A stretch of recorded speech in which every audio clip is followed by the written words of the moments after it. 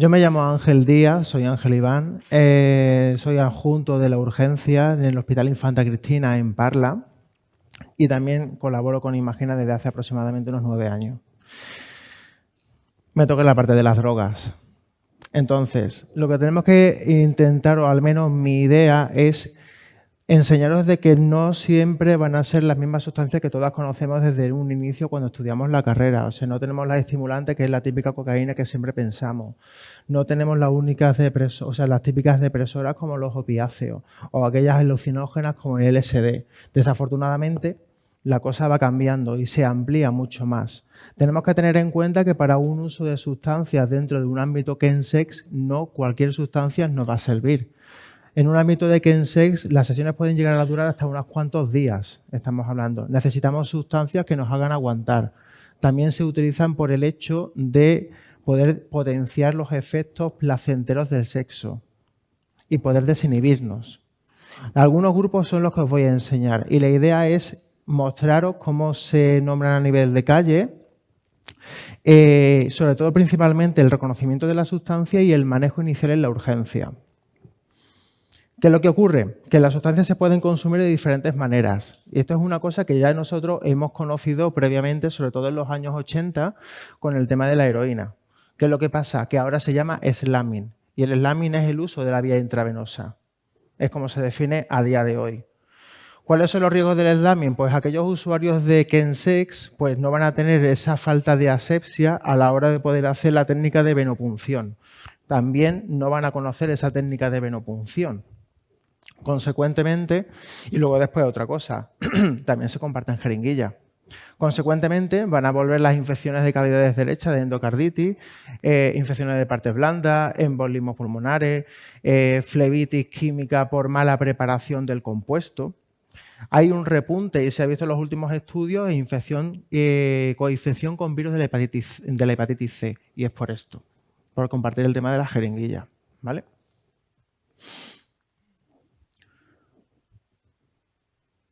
Qué mejor manera de aprender la sustancia con unos casos clínicos. Este es mi voz vital de mi hospital.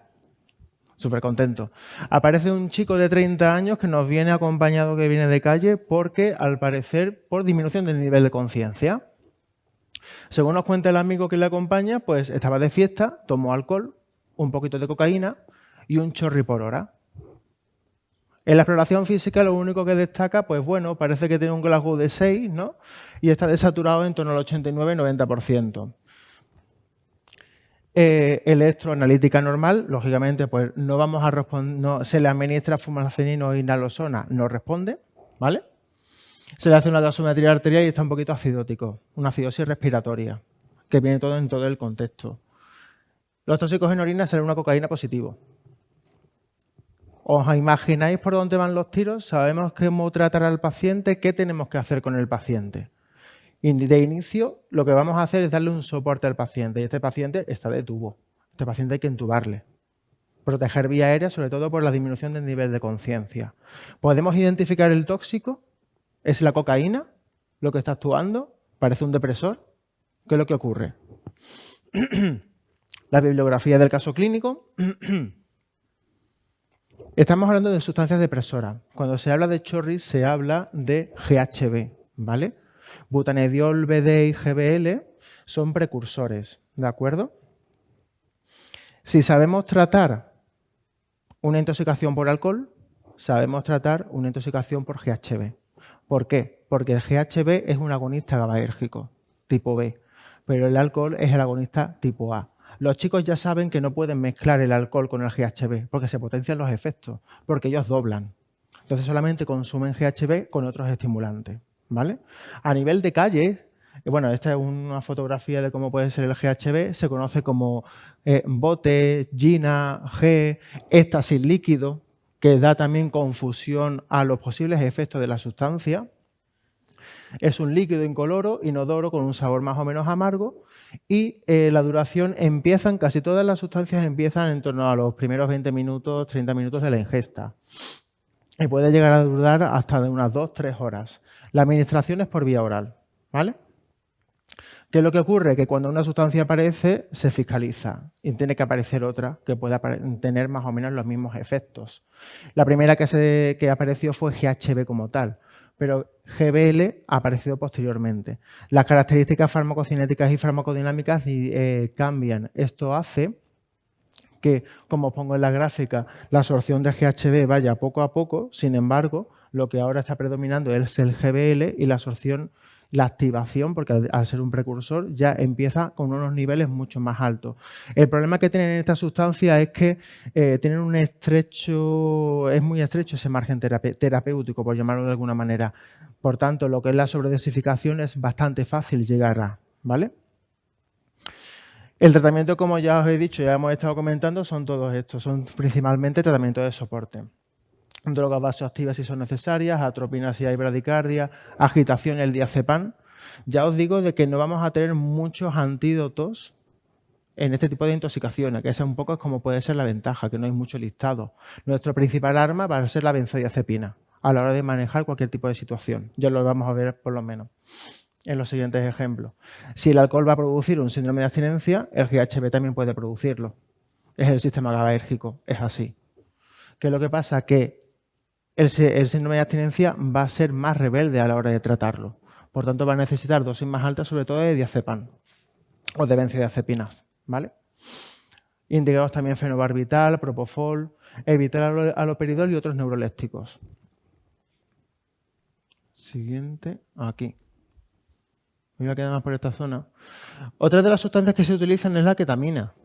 De la ketamina tampoco me voy a detener mucho en ella, porque la conocemos bastante bien, sobre todo entre anestesistas e intensivistas, ¿no? No deja de ser un disociativo, pero dentro de un ámbito de chemsex lo que se está buscando es esa sensación anestésica o esa sensación un poquito más de ligereza parestesia, ¿vale? Desde el punto de vista del nombre de la calle se conoce como especial K, Kick K, vitamina K, Keta, todo lo que lleve una K, pensad en ketamina, ¿vale? Es un polvito blanco. Al igual que las otras, empieza su inicio de acción en torno a los primeros 30-15 minutos. En función de la vía de administración, los tiempos de inicio de acción van a cambiar. No es lo mismo una intranasal, no es lo mismo una intravenosa, no es lo mismo una vía oral, ¿vale? En este caso también la ketamina se puede consumir vía intramuscular. Una de las complicaciones que sí que conocemos es el famoso mal viaje, esas alucinaciones, esos sueños mal vividos, que se suelen paliar bastante bien con las benzodiazepinas. Y lo hacemos bastante, vamos, que es que no. ¿Qué es lo que ocurre? Que en combinación con GHB y alcohol se pueden potenciar los efectos desde el punto de vista de presión respiratoria y disminución del nivel de conciencia, ¿vale? Otra cosa que os quiero decir, si tenemos una disminución del nivel de conciencia, aparte de poder tener que sospechar, y ya me voy adelantando a la siguiente diapositiva, con unos tóxicos que sean depresores, tenemos que pensar en posibles sangrados intracraneales. Ahora comentaré eso. Caso clínico. Otro más. La noche la vamos a tener mala. Aparece un chico de 23 años que, bueno, sin ningún tipo de antecedente, que viene por un comportamiento extraño. Está como muy agitado esto, ¿no? Está en una fiesta y se tomó 3 pastillas. No sabemos intervalos de tiempo, no sabemos la pastilla, no sabemos qué es lo que tiene la pastilla. En fin, estas cosas.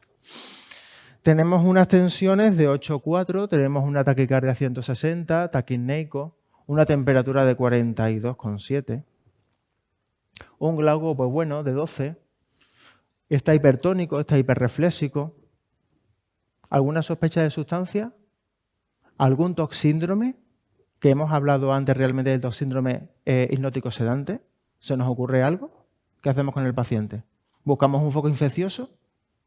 Parece que no. Esto tiene mucho origen central, ¿vale? Desde el punto de vista de gasometría, una acidosis metabólica con una CK en torno a 2300, al menos en ese momento. ¿Qué vamos a hacer con este chico, con este paciente? Tratamiento de soporte. Hay que bajar esa temperatura, pero esa temperatura es de origen central y vamos a necesitar otra vez de nuevo ayuda de nuestros intensivistas y intubar al paciente, o al menos sedarlo. Controles iónicos del potasio y controles de esa CK o esa función renal, a ver cómo está. Según la evolución del chico, en el segundo día en la UCI se estuvo, pero en el mismo segundo día 130.000 DCK con un fallo renal asociado, que precisó de una hemodiálisis, unas cuantas sesiones. Bibliografía. Estamos hablando de un síndrome serotoninérgico y esto lo va a producir el MDMA, ¿vale? El MDMA es una de las sustancias que se llaman entácticas y realmente lo que hace es aumentar la cantidad de serotonina dentro de la hendidura sináptica. También puede ser éxtasis, se llama como éxtasis, geme, cristal, pastis, pirulas. Son pastillas en cualquier forma y color o bien con unos cristales marronáceos. Pueden durar en torno a unas 6 horas y el inicio de acción en torno a los primeros 20-30 minutos. Puede ser también un consumo ennifado o vía oral. Repaso del síndrome serotoninérgico, diagnóstico según criterios mayores y criterios menores. En este caso creo que el chico cumplía unos 2-3 criterios mayores con alguno menor, ¿no? Os lo dejo. El tratamiento siempre ha sido de soporte. Si tenemos una hipotensión, la nora, hipertensión, diazepam. Lo que sí que es verdad que en este tipo de, si necesitamos una medicación para una secuencia de intubación rápida, la succinilcolina cada vez se está utilizando menos y en estos casos está menos indicada por situaciones de hiperpotasemia. También está contraindicado el haloperidol. Y ya os digo que el tratamiento siempre va a ser el de soporte. Poco antídoto vamos a ver aquí. Sí que se habla en este caso de la ciprostadina, pero tampoco hay mucha experiencia y poca evidencia.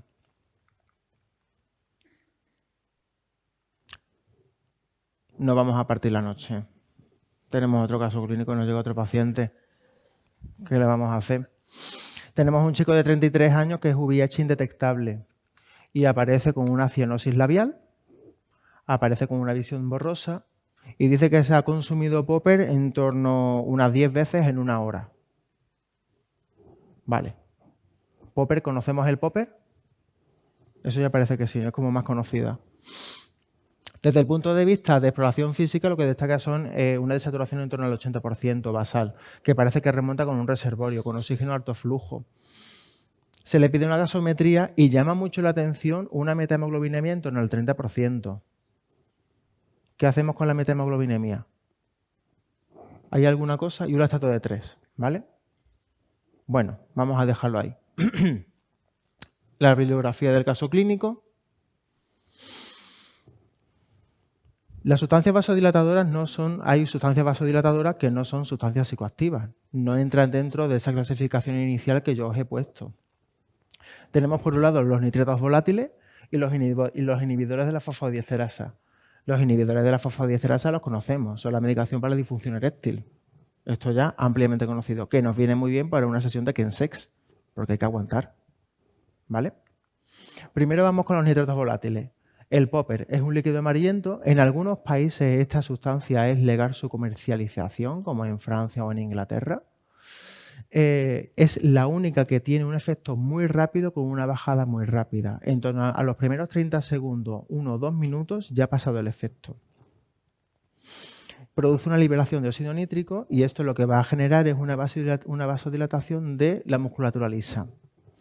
Consecuentemente, también va a producir una metahemoglobinemia.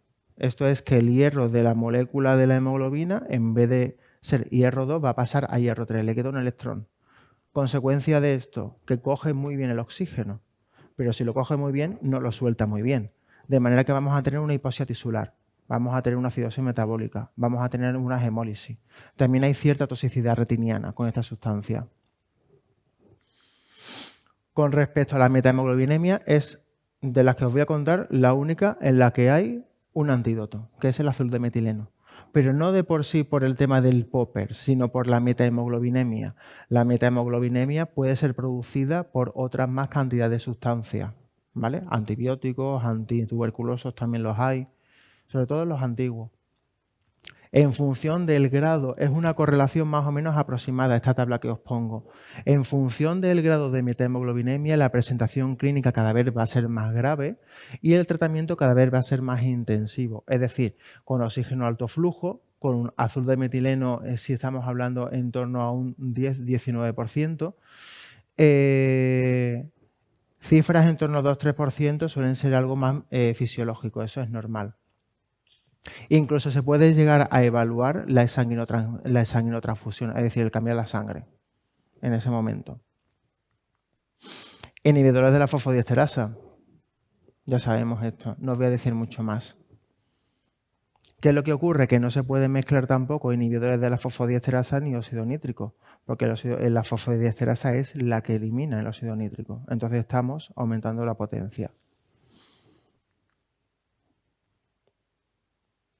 De los estimulantes, la que siempre tenemos en la cabeza es la cocaína. Pero, ¿habéis visto la serie de Breaking Bad? Sí, que es la que hace la metanfetamina, ¿vale? Os voy a hablar de metanfetamina y de mefedrona. La metanfetamina, tina, meta, crystal meth, T-Ice, es como se suele conocer, ¿de acuerdo? Si la presentación son cristales en color más o menos transparente, es la que más dura. Se me cae esto. Las vías de consumo pueden ser muy variadas, fumada, vía slamming también, vía rectal. Y es un estimulante en el sistema adrenérgico. Entonces lo que vamos a tener es un síndrome simpático mimético. Hipertensión, taquipnea, midriasis, sudoración. Esto ya lo sabemos todo. Perdón. Y el tratamiento siempre va a ser el de soporte, sobre todo mucha benzo. Luego después tenemos el amplio grupo de las catinonas. De las catinonas hubo uno que se hizo muy famosa, que era la mefedrona. Sales de baño, abono, se vendía como tal, se comercializaba. ¿Qué es lo que ocurre? Que os estoy poniendo otras nuevas catinonas sintéticas y la estructura química es muy parecida. De manera que cuando se fiscaliza una, aparece una nueva que simplemente le cambio un grupo metilo, le meto un cloro, le meto un...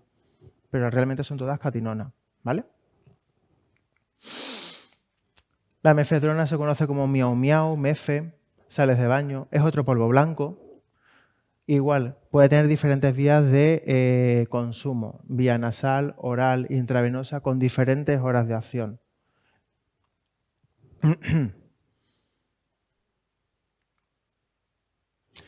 El tratamiento del síndrome simpático mimético, siempre, como os voy a poner ahí, el manejo inicial con la benzodiazepina. Va a ser nuestra arma de elección. Si hay alteraciones iónicas y hiperpotasemia, el manejo es el de la hiperpotasemia. Si aparecen arritmia, el manejo es el de la arritmia. Tenemos que lavar el tóxico. Y hace un año ya empezó a ver en mi centro la aparición de una última sustancia que os voy a contar, que es el 2CB, TUSI, la cocaína rosa.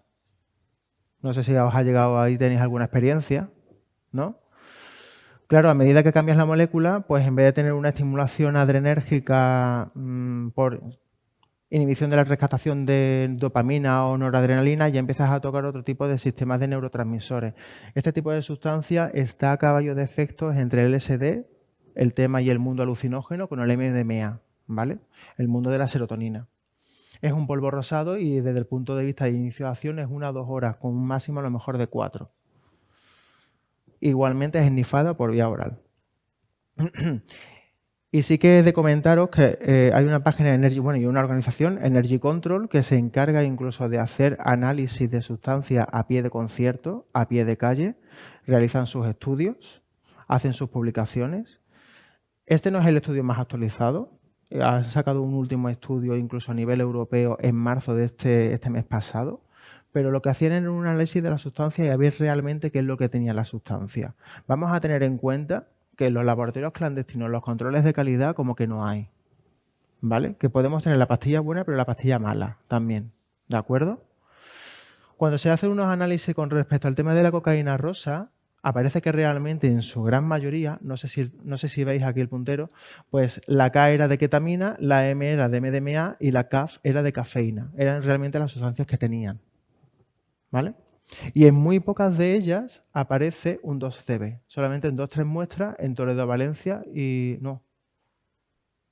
solamente en 3 o 4 muestras. ¿De acuerdo? Ya os digo que hay un documento, 250 páginas, 300 páginas, mucho más amplio. Se puede descargar, es gratis.